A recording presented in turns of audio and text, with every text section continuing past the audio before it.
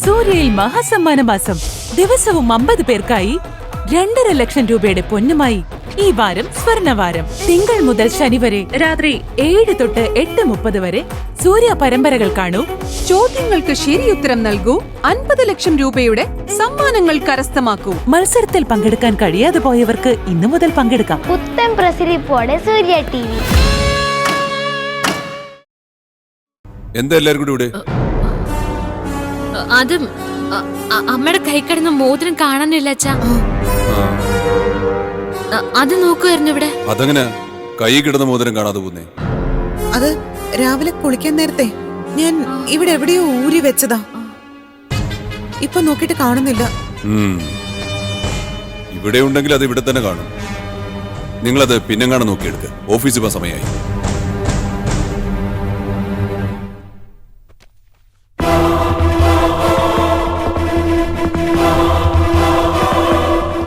ഞാനൊന്ന് ഡ്രസ് ചെയ്ത് ഇറങ്ങാൻ നോക്കട്ടെ.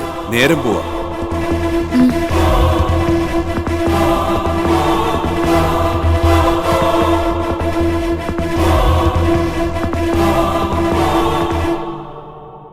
എന്താ പറയുന്നൊന്നും കേൾക്കുന്നില്ലേ?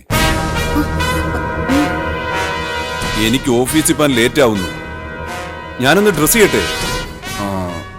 ഒന്ന് പോയേ.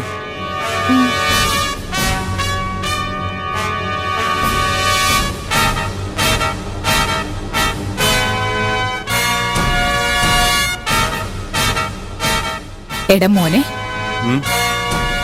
ഞാനീ പേനയൊന്നും എടുക്കണേ. പറ്റില്ലമ്മേ, ഈ പേന ഞാൻ ആർക്ക് കൊടുക്കും?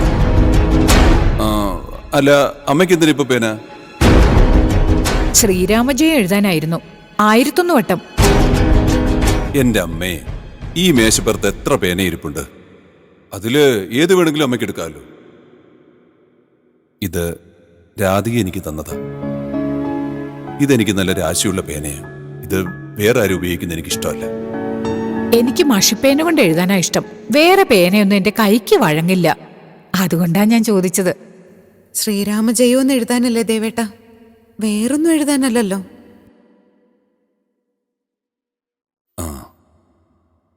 ഇനി ദൈവത്തിന്റെ കാര്യത്തിന് ഞാൻ തടസ്സം നിന്നു പറയണ്ട.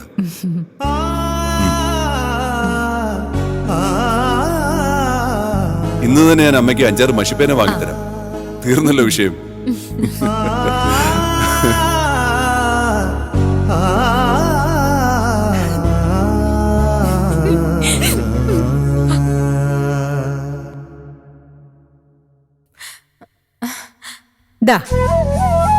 ദൈവത്തിനെ പിടിച്ച് സാക്ഷി നിർത്തിയിട്ടാ അച്ഛമ്മ ഈ പേന ഒപ്പിച്ചത്.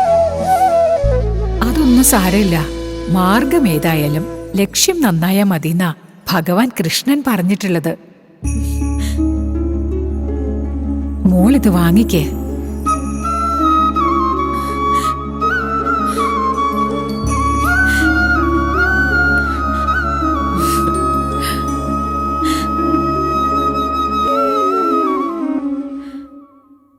മീരെ, ഇപ്പൊ നിന്റെ കയ്യിലിരിക്കുന്നത് നിന്റെ അച്ഛന്റെ അനുഗ്രഹം മാത്രമല്ല, അമ്മയുടെയും കൂടി അനുഗ്രഹം.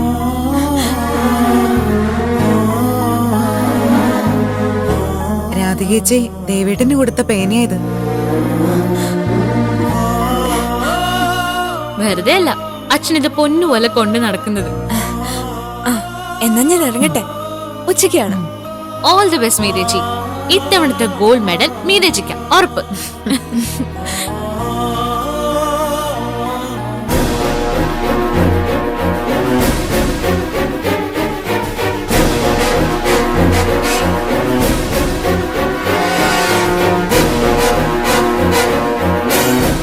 മിടുക്കിയ മീര. ഓരോ പരീക്ഷയിലും അവൾ ഒന്നാമതെത്തുമ്പോ ഞാൻ ഓർക്കാറുണ്ട്, ഏതൊരച്ഛനും അഭിമാനിക്കാവുന്ന എത്ര നല്ല നിമിഷങ്ങളാ ദേവൻ അറിയാതെയും അനുഭവിക്കാതെയും പോകുന്നതെന്ന. അമ്മേ, നിങ്ങളൊക്കെ എന്നെ നല്ലത് ആഗ്രഹിക്കുന്നവരാണോ അതോ ശത്രുക്കളോ? എന്റെ നാശം കാണാൻ ഈ ഭൂമി വന്ന് പിറന്നവളാവണം. അവളെ ഓർത്താണ് ഞാൻ അഭിമാനിക്കട്ടെ.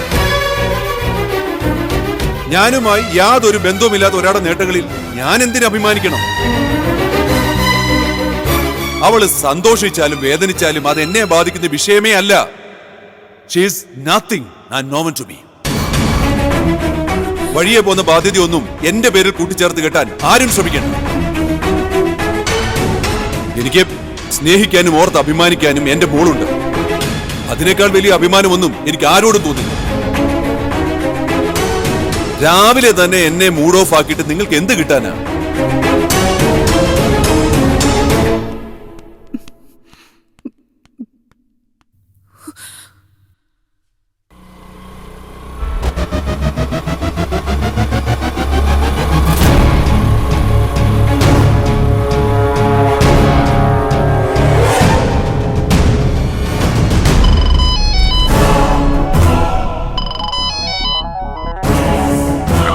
എന്തായി? അവള് പുറപ്പെട്ടിട്ടുണ്ട് മാഡം. സ്കൂട്ടറിലാണ്. അപ്പൊ സൗകര്യമായി. എന്താ ചെയ്യേണ്ടെന്ന് അറിയാലോ. അവള് പരീക്ഷ എഴുതരുത്, അത്രയല്ലേ ഉള്ളൂ മാഡം. യെസ്. സ്കൂട്ടറിൽ നിന്ന് വീണ് കയ്യോ കാലോ ഓടിച്ചാൽ അവൾ എങ്ങനെ പരീക്ഷ എഴുതും? നോനു, എന്തിനാ കാര്യങ്ങൾ ആവശ്യമില്ലാതെ കോംപ്ലിക്കേറ്റഡ് ആക്കുന്നത്? അവളുടെ ബാഗില് എക്സാമിനേഷന്റെ ഹാൾ ടിക്കറ്റ് ഉണ്ടാവും. അതില്ലാതെ അവൾക്ക് എന്തായാലും എക്സാം എഴുതാൻ പറ്റില്ല. അതെങ്ങനെയെങ്കിലും കൈക്കലാക്കണം. അത് മാത്രം ചെയ്താൽ മതി. ശരി മാഡം. ഇത്തവണയെങ്കിലും കാര്യം നടക്കണം. അതിന്റെ അഭിമാന പ്രശ്നമാണ്. ഇത്തവണ നമ്മൾ പറഞ്ഞത് ചെയ്തിരിക്കും മാഡം.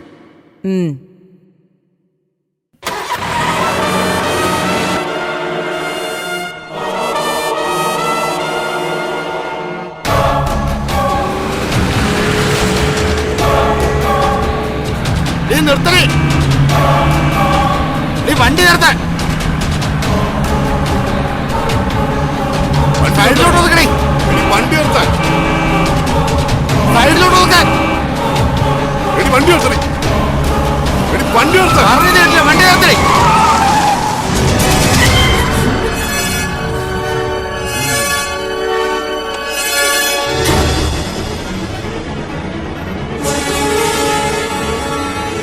ഇനി മീര എപ്പോഴെങ്കിലും എവിടെയെങ്കിലും വെച്ചൊരു ക്രൈസിസിൽ പെട്ടാൽ ഫോൺ എടുത്ത് ജസ്റ്റ് സേ ഹലോ ഗൗതം.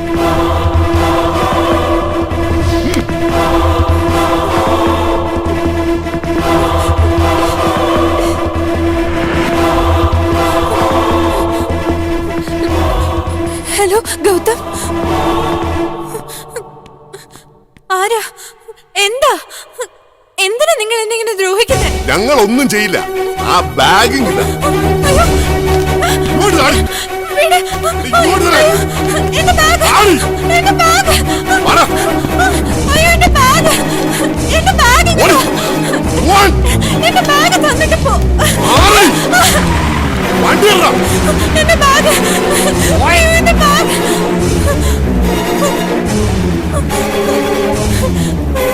എന്റെ ഹോൾ ടിക്കറ്റ്.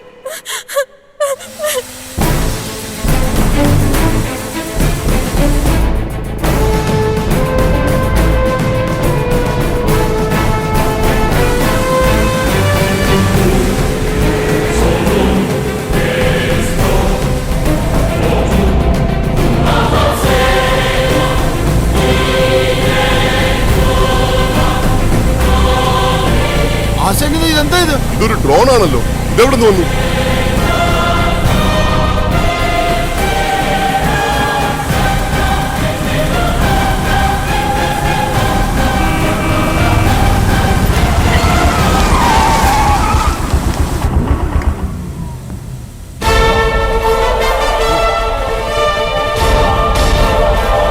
ദൈവമേ, ഇവനോ? ആശാൻ ഇത് തടി വിടക്കാവുന്ന കേസാ. വിട്ടോ?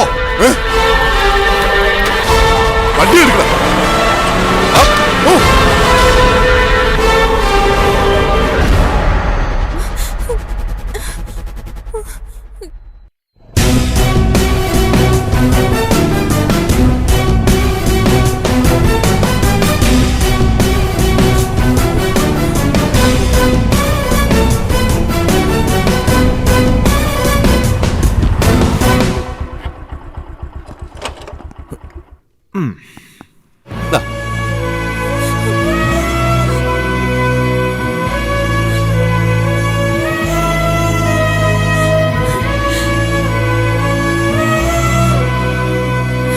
അന്ന് സ്കൂളിൽ വെച്ച് മീരയെ പൂട്ടിയിട്ടതും ഈ വന്നവര് തന്നെയല്ലേ? അപ്പൊ ഇത് ആള് മാറി പണി കിട്ടിയതൊന്നുമല്ല. ടാർഗറ്റ് മീര തന്നെ ആയിരിക്കണം. മീരയ്ക്ക് അറിയാവോ അവരെ? ഇല്ല, അതൊന്നും ഞാനിപ്പോ ആലോചിക്കുന്നതേ ഇല്ല. ഇന്നെന്റെ എക്സാമാ. I am already late. ഈശ്വര, ഇപ്പൊ എക്സാം തുടങ്ങി കാണുമല്ലോ. ഏയ് മീര, ഈ സ്കൂട്ടറും കൊണ്ട് താൻ എത്തുന്നതിന്റെ പാതി സമയം മതി. ഇയാളെ ഞാൻ എത്തിക്കാം എക്സാം ഹാളില്. കമോൺ, നിന്ന് നേരം കളയാതെ വാ മീര. ഡാ, നീ സ്കൂട്ടർ കൊണ്ടുപോയിക്കോ. ഓക്കേ കയറി മീര, സമയം പോകുന്നു. വാ കേറ്.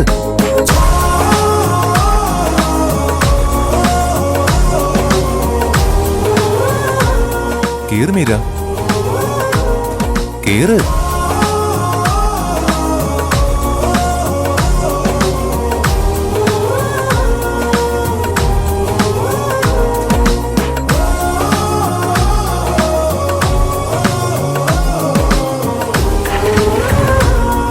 ശരിടാ.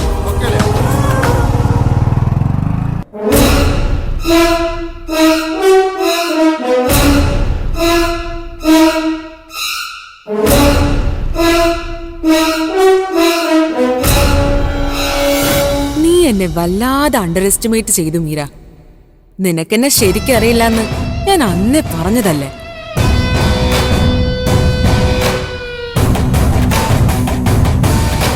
മര്യാദക്ക് എന്നെ അനുസരിച്ച് ഗോൾഡ് മെഡലിസ്റ്റ് ആകാനുള്ള വാശി ഉപേക്ഷിച്ചിരുന്നെങ്കിൽ അറ്റ്ലീസ്റ്റ് നിനക്ക് ഇന്ന് എക്സാം എഴുതാനെങ്കിലും പറ്റിയേനെ.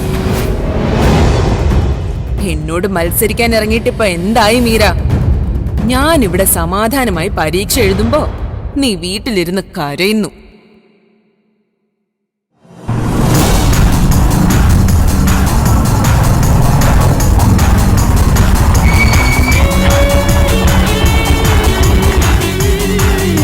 അയ്യോ, എക്സാം തുടങ്ങിയിട്ട് ഇപ്പൊ 10-20 മിനിറ്റ് ആയല്ലോ. ഇറ്റ്സ് ഓക്കേ, വേഗം ചെല്ലു മീര.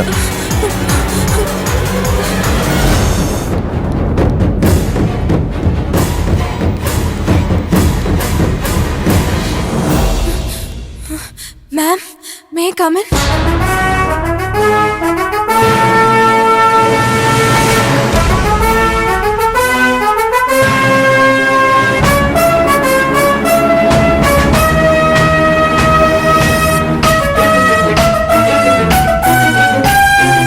ഇപ്പൊ സമയം എന്തായി കുട്ടി? നിങ്ങൾക്ക് തോന്നുന്ന സമയത്ത് വന്ന് എഴുതാനുള്ളതാണോ യൂണിവേഴ്സിറ്റി പരീക്ഷ? സോറി മാം, വഴിയിൽ വെച്ച് ഹോൾ ടിക്കറ്റ്. ആർക്ക് എന്ത് എക്സ്ക്യൂസും പറയാം. ഞാനൊന്നും ചോദിച്ചില്ലല്ലോ. ഇത്രയും ലേറ്റായി വന്ന ഇയാളെ എക്സാം എഴുതിക്കാൻ പറ്റില്ല. I am sorry. അങ്ങനെ പറയരുത് മാം.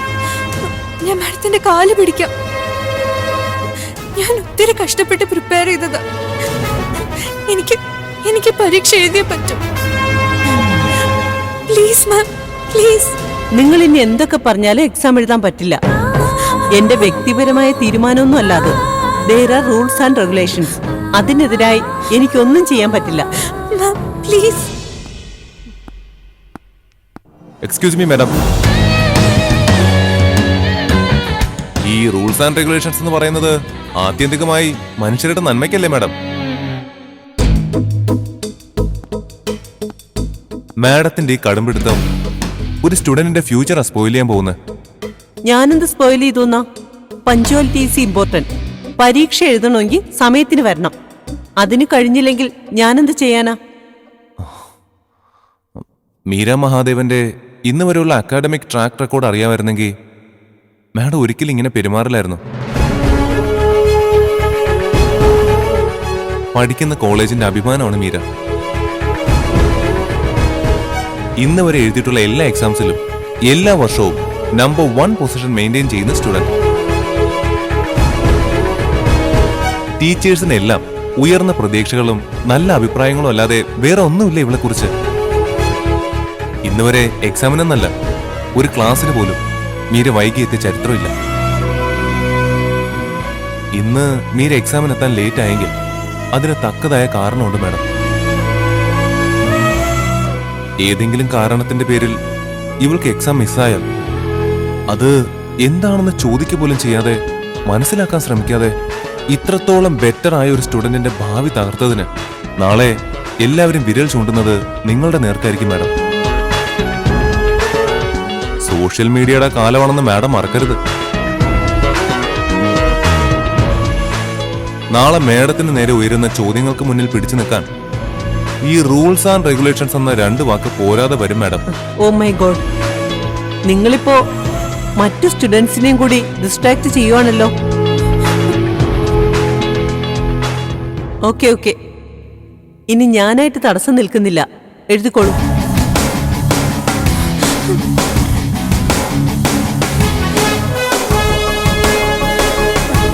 Thank you ma'am.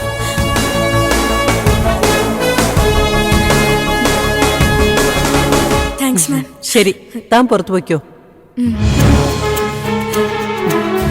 ബാഗ്.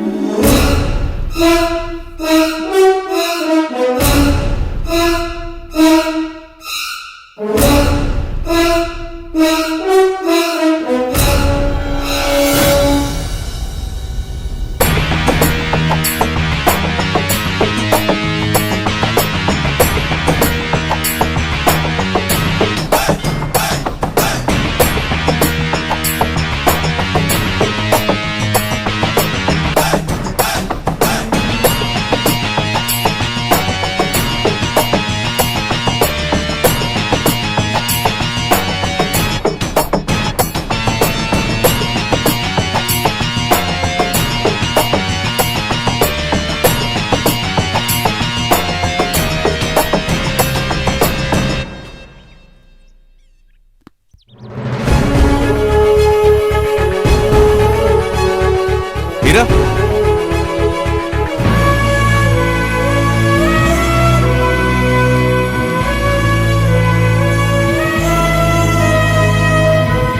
എങ്ങനെയുണ്ടായിരുന്നു? എളുപ്പമായിരുന്നോ? നല്ല സൂപ്പർ ആയിട്ട് എഴുതി. സമയം തികഞ്ഞോ? എന്റെ പേപ്പർ മാഡം ലാസ്റ്റേ വാങ്ങിയുള്ളൂ. മുഴുവൻ എഴുതി തീർത്ത് ഒന്ന് വായിച്ചു നോക്കാനും കൂടെ നേരം കിട്ടി. ഞാൻ ഒട്ടും വിചാരിച്ചില്ല എല്ലാം ഇങ്ങനെ ഭംഗിയായിട്ട് അവസാനിക്കുമെന്ന്. ഞാനും. ഗൗതമില്ലായിരുന്നെങ്കിൽ ഞാൻ ഈ പരീക്ഷ എഴുതില്ലായിരുന്നു. എന്നാലും എന്തൊക്കെ പറഞ്ഞാ മാഡത്തിനെ പേടിപ്പിച്ചത്? അവരൊക്കെ വിറച്ചുപോയി. ഞാൻ പേടിപ്പിച്ചൊന്നും അല്ല, ഞാൻ പറഞ്ഞതൊക്കെ കാര്യങ്ങളല്ലേ. തന്നെ പോലൊരു ബ്രൈറ്റ് സ്റ്റുഡന്റിന്റെ ഭാവി ഇല്ലാതാക്കാൻ ആർക്കും അവകാശമില്ല മീര. ആ എങ്കിൽ പിന്നെ നമുക്കൊരു കോഫി കുടിച്ചാലോ? ആ എന്താ?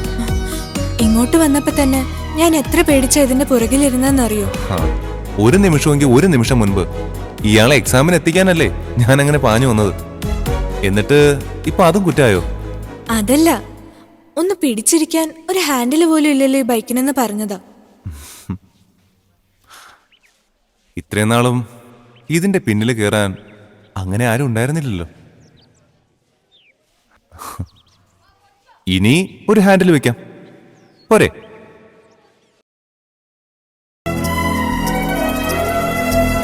ഇപ്പോ തൽക്കാലം വീഴാതെ പിടിച്ചിരിക്കാൻ ഒരു സ്ഥലം ഞാൻ കാണിച്ചു തരാം.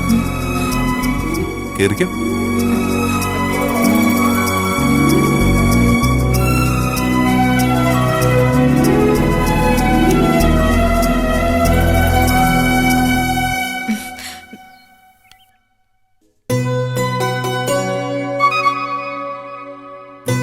രണ്ട് കൈയൊന്ന് നീട്ടിയേ.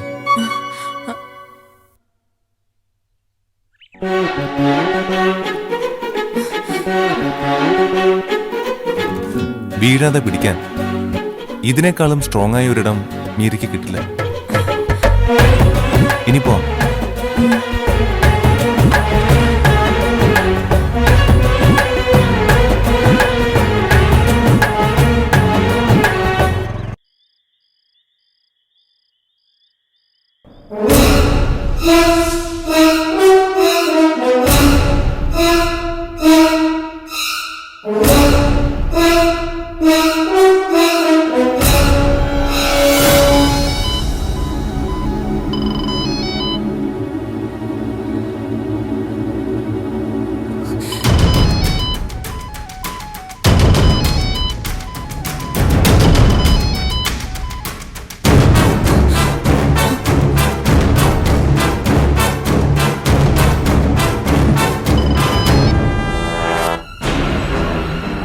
ഹലോ ഇഷാന, നീ എന്താ വീട്ടിൽ വരാത്തത്?